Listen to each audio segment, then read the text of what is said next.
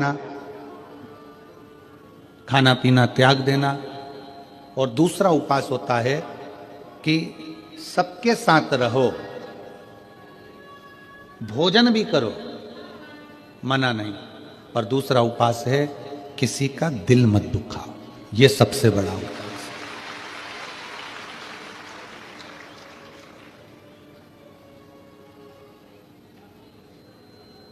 आप किसी का हृदय ना दुखाएं, आप किसी का दिल ना दुखाएं।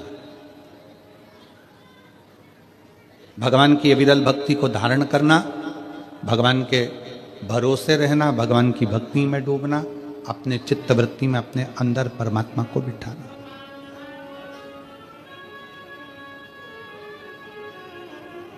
ठंड पड़ती है, कम्बल, रात को आप लोग रजाई कम्बल ओढ़कर सोते हो, पूरी रात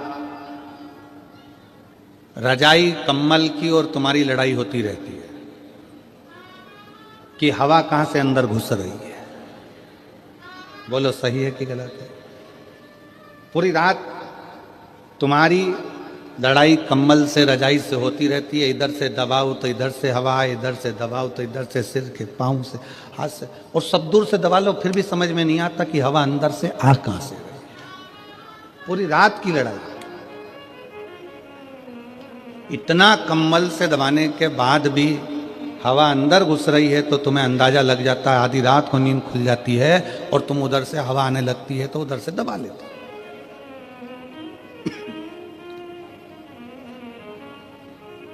बस जैसे ठंड से अपने शरीर को कम्बल से बचाते हो, उसी तरह घमंड से भगवान शंकर की भक्ति से आप अपने जीवन को बचाओ। ठंडी हवा कहीं से भी प्रवेश कर जाती है, उसी तरह घमंड भी व्यक्ति के जीवन में कहीं से भी प्रवेश कर जाता है। धन का घमंड हो, सत्ता का घमंड हो, प्रॉपर्टी का घमंड हो, व्यापार का घमंड हो, अपनी सुंदरता का घमंड हो, अपनी जायदाद का घमंड हो, यह घमंड व्यक्ति को बर्बाद कर देता। ठंड रात को नहीं सोने देती और घमंड जिंदगी भर सोने नहीं देता, जीवन भर नहीं सोने। एक रत्ती मात्र का भी घमंड अपनी जिंदगी में मत आने दो कि तुम कथा सुनते हो, तुम कथा करते हो, तुम कथा सुनाते हो, तुम कथा करवाते हो, तुम कथा सुनते हो, या अन्य चीज का कोई घमंड अपनी जिंदगी में मत आना।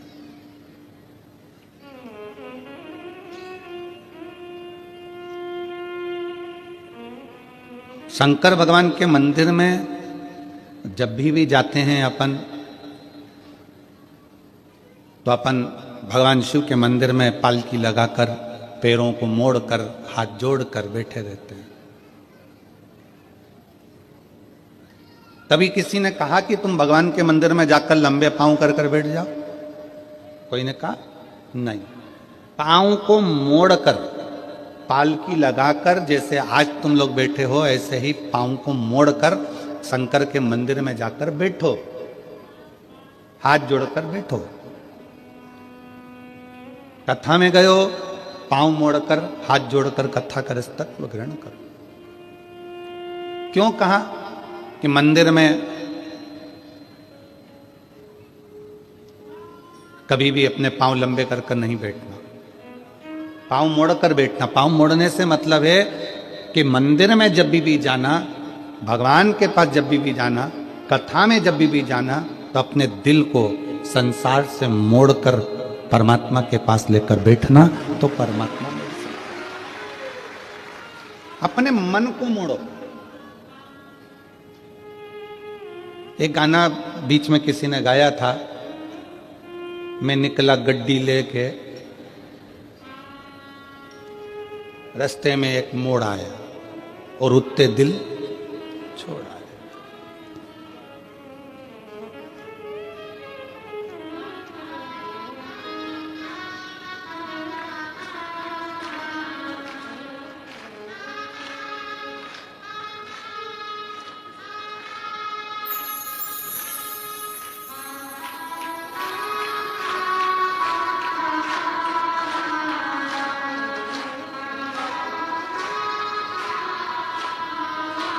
अब वो कहा उस गाने में कि मैं निकला गड्डी लेके, रास्ते में एक मोड़ आया और उठते दिल छोड़ आया। बस भगवान के पास पहुंचने में, परमात्मा के चरणों में पहुंचने में, कथा में पहुंचने पर जब पाँव को मोड़ कर बैठो तो वहां पर भगवान के सामने संसार को थोड़ा सा मोड़कर, संसार से मुख मोड़कर परमात्मा की ओर जब मुख मोड़ोगे, परमात्मा की ओर मुख करोगे तो उठे दिल अपने आप छूट ही जाता है। परमात्मा की भक्ति में दिल छूटे। गौ, गुरु और गोविंद, इन तीन के सामने कभी पांव पसार के नहीं बैठा जाता। पांव लंबा कर कर नहीं बैठते। किन किन के सामने? गौ, गुरु और गोविंद, मतलब भगवान। गाय माता खड़ी है, आप पांव पसार कर कभी ना बैठे।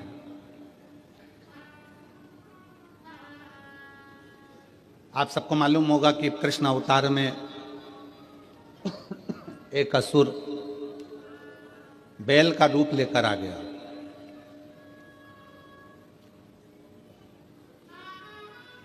क्यों आया?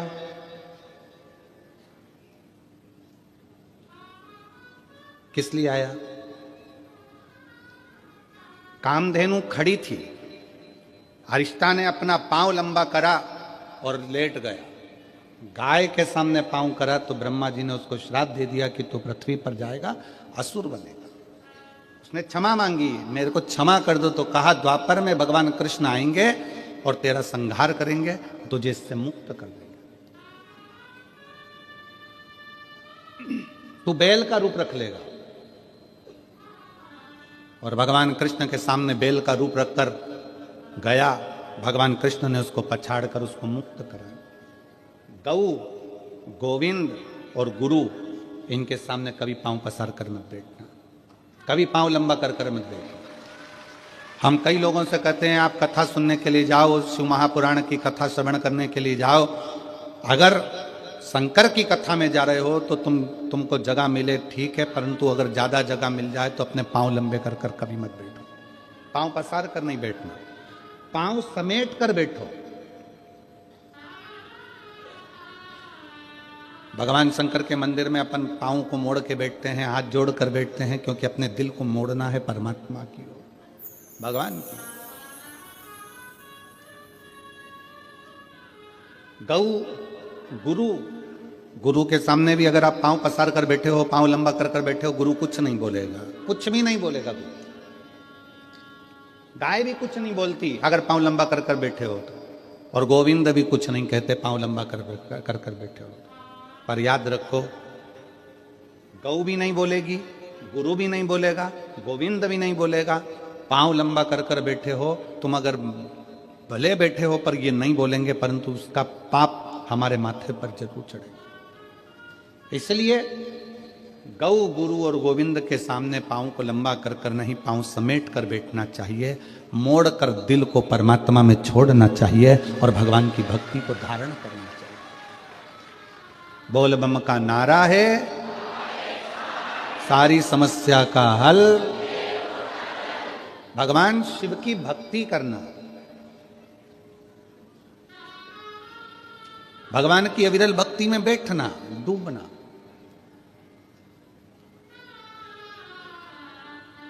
कभी कभी शंकर के मंदिर में अगर आप जाते हैं, भगवान को जल चढ़ाने के लिए जाते हैं, शिव महापुराण की कथा में जाते हैं, तो भगवान को दिल से प्रार्थना कर निवेदन भी करना चाहिए कि आप सपरिवार, शंकर जी से ये नहीं कहना कि अकेले, शिव जी से कहना सपरिवार आप हमारे घर पधारो। प्रतिदिन, हफ्ते में एक बार, 15 दिन में एक बार भगवान से प्रार्थना करो कि हमारे यहां तुम्हें आना है।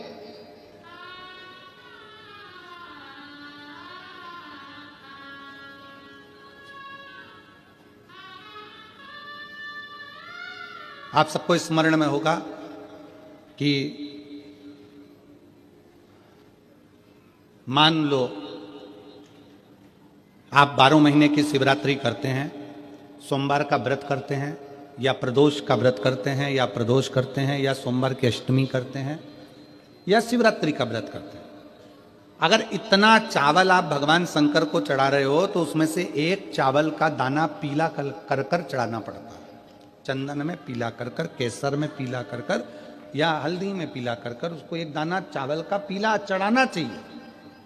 क्यों? हम भगवान शंकर को पीले चावल के माध्यम से निमंत्रण दें कि आज सोमवार की अष्टमी है, या पशुपति व्रत है, या हमारा ये व्रत है, या सोमवार है, या प्रदोष है, या अन्य, बाबा आप हमारे यहां पधार।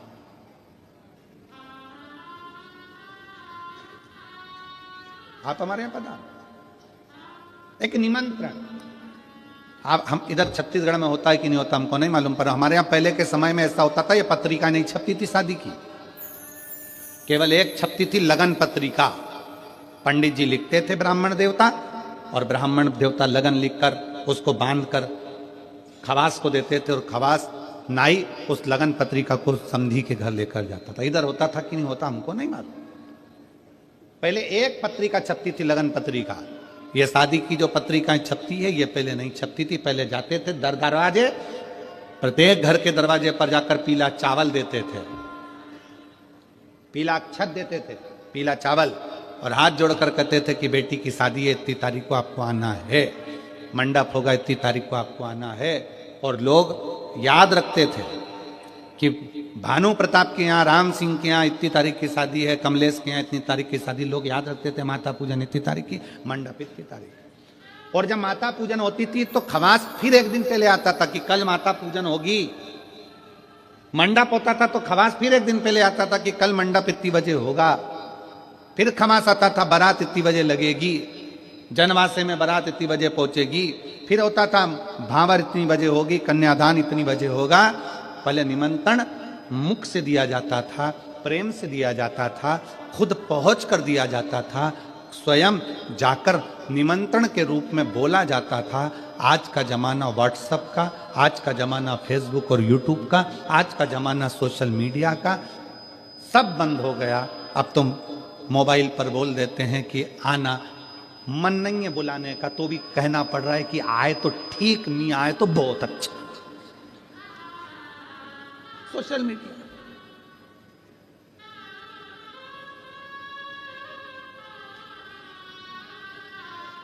ठीक है, फिर भी कोई रिश्तेदार जो दिल से तुमसे जुड़ा है ना, वो तुम्हारे फोन पर आ जाता है। बोलो आता है कि नहीं आता?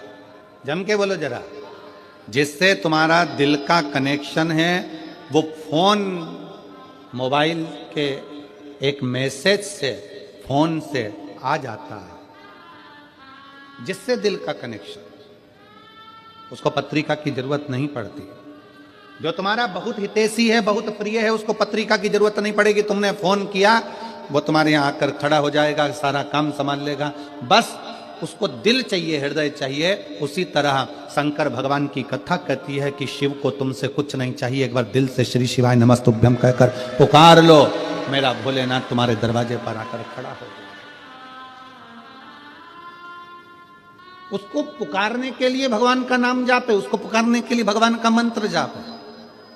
दुनिया के लोग कहते हैं श्री शिवाय नमस्तुभ्यम में ऐसा क्या है? हम कहते हैं विद्येश्वर संहिता शिव महापुराण की पढ़िए, उसको अच्छे से अध्ययन करिए, उसमें आपको मिलेगा कि किसी श्री शिवाय नमस्तुभ्यम बोलने वाले का मात्र मुख का दर्शन कर लो तो हजारों अश्वमेध यज्ञ का फल मिल जाता है, सारे पाप समाप्त हो जाते हैं, सारे पाप समाप्त।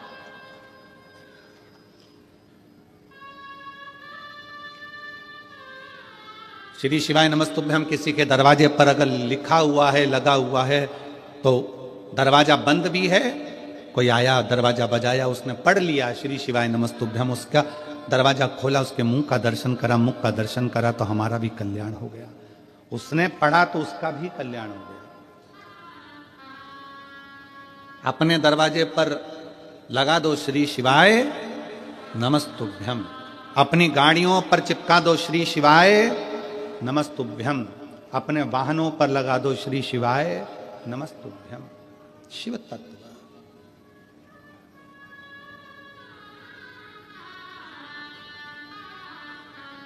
अविरल भक्ति अपने भीतर उतारिए, अपने श्री शिवाय नमस्तुभ्यं श्री शिवाय नमस्तुभ्यं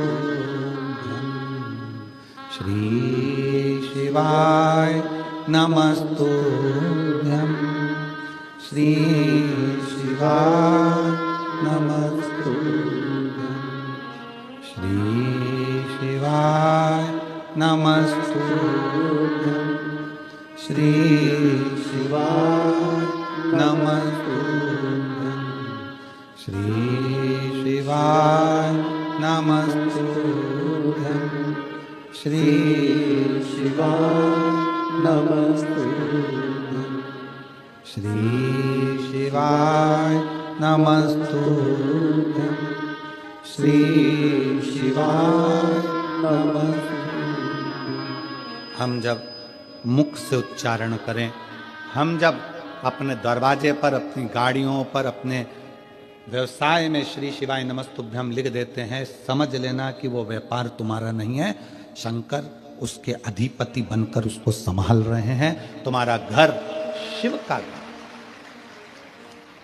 किसी किसी के घर पर नेम प्लेट लगी रहती है, आर के यादव, के पी साहू, बी के वर्मा,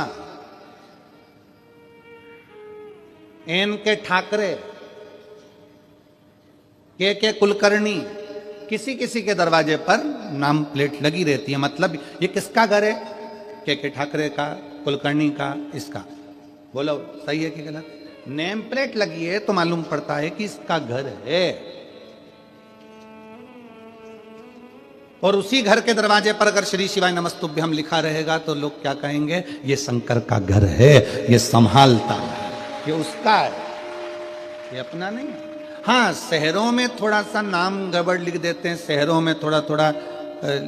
हम अभी वहाँ ठहरे थे, रायपुर में कथा हो रही थी, वहाँ से गाड़ी आगे जाके चौराहे से यूँ टर्न होती है और फिर जाके हम कथा स्थल पर जा रहे थे रायपुर। तो वहाँ टर्न जहाँ से हो रही थी वहाँ पर लिखा था सावधान अंदर कुत्ता है।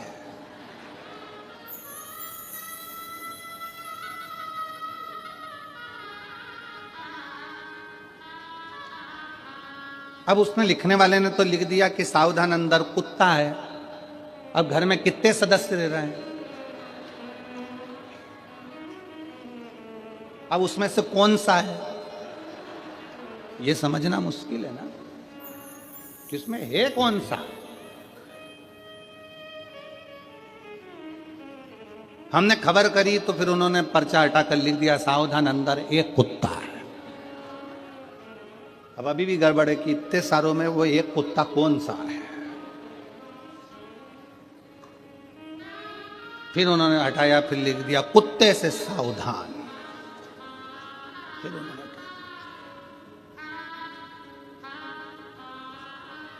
अरे भाई हेलो हाय छोड़िए, श्री शिवाय नमस्तुभ्यं बोलिए।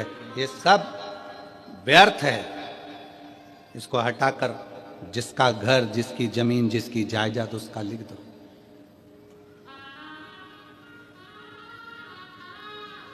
मकान पर नाम लिखा, मकान छूट जाता है। जमीन पर नाम लिखा कि कमला फार्म हाउस, वो फार्म हाउस छूट जाता है। फैक्ट्री पर नाम लिखा, फैक्ट्री छूट जाती है। दुकान पर नाम लिखा, दुकान छूट जाती है। बचा कुचा था तो लोगों ने अपने हाथ पे भी नाम लिखा लिया कमला बई, और मालूम पड़ा प्राण छूटे तो कमला बई यही रह गई। कहीं की कमला बैठी हो तो बुरा मत मानना।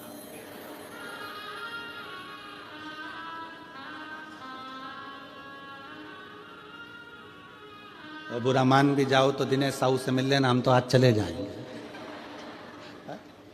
तो हाथ पे लिखाया कमला, शादी हो रही थी तो अंगूठी पे लिखा दिया के, और उसका नाम था मंगूलाल तो लिख दिया एम। मालूम पड़ा वो अंगूठी भी छूट गई, वो शरीर भी छूट गया, वो फार्म हाउस भी छूट गया, वो घर भी छूट गया। शिव कथा कहती है इसलिए उसका नाम लिख दो जिसका है। श्री शिवाय नमस्तुभ्यं, सब उसका है। हम भी उसके हैं, परिवार भी उसका है, ये घर भी उसका है, ये दुकान भी उसकी है, सारी गाड़ियां उसकी है। हम तो केवल उसके घर के चाकर हैं। और देखो उसकी चाकरी करने में ही मजा है, सेठ बनने में मजा नहीं है। सेठ बनता है ना तो उसको बहुत टेंशन रहता है, बिजली का बिल जमा हुआ कि नहीं हुआ, फैक्ट्री में घाटा लग रहा है, दुकान में घाटा लग रहा है, काम हुआ कि नहीं हुआ, ये हुआ। और नौकर बनकर अगर रहोगे, नौकर सबसे ज्यादा सुखी रहता है, उसको तो महीने की पगार होना, दोपहर में 1:30 बजे खाना होना, सेठ खाए कि नहीं खाए पर नौकर टाइम पे जाए। बोला सही है कि गलत है? सेठ टिफिन खाए कि नहीं खाए पर नौकर अपने समय पे बिल्कुल बड़े टाइम पे देख लेगा, 12:30 बजे गई, अपना टाइम हो गया, अपन तो चले, अपन खाए। तुम्हारा काम जानो, तुम्हारी फैक्ट्री जाने, तुम्हारी दुकान जाने, तुम्हारा व्यापार जाने, नौकर को टाइम टू टाइम काम चाहिए। 2 बज गई, सेठ जी चाय नहीं आई, सेठ भले चाय नहीं पिए, नौकर के लिए 2 बजे चाय बुलवाना पड़ती है। इसलिए भगवान को सेठ बना दो, अपन नौकर बन जाओ, सारी जिम्मेदारी उसकी कि वो जाने उसका काम जाने, वो जाने उसका काम। अपन नौकर बनो ना शंकर के, परमात्मा के चरणों के, हम तो उसके दास हैं। और बाबा तेरे चरणों के होना हमें दास है, तेरे चरण रज से बुझानी हमें प्यास है। बाबा तेरे चरणों के होना हमें दास है, तेरे चरण रज से बुझानी हमें प्यास है। हम तो उसके चरणों के दास हैं, हम कुछ भी नहीं।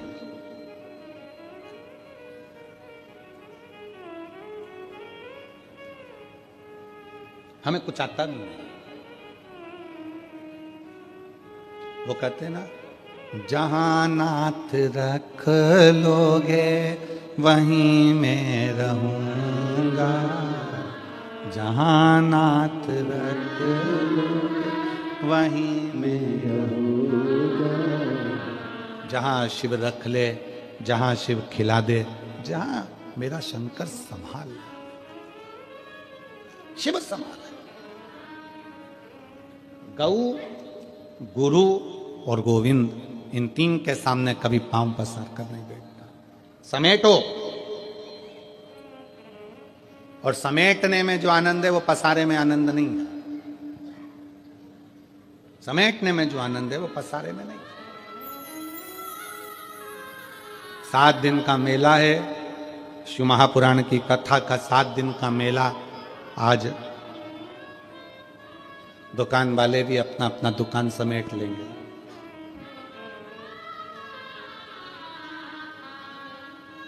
इतना बड़ा बोरा, दुकान वाले उसमें सब माल भर लेते हैं और बोरे का मुंह बांध के गाड़ी में पटक देते हैं, चल देते। इतना सामान तुमने देखा दुकानों पे कितना सामान जमा है?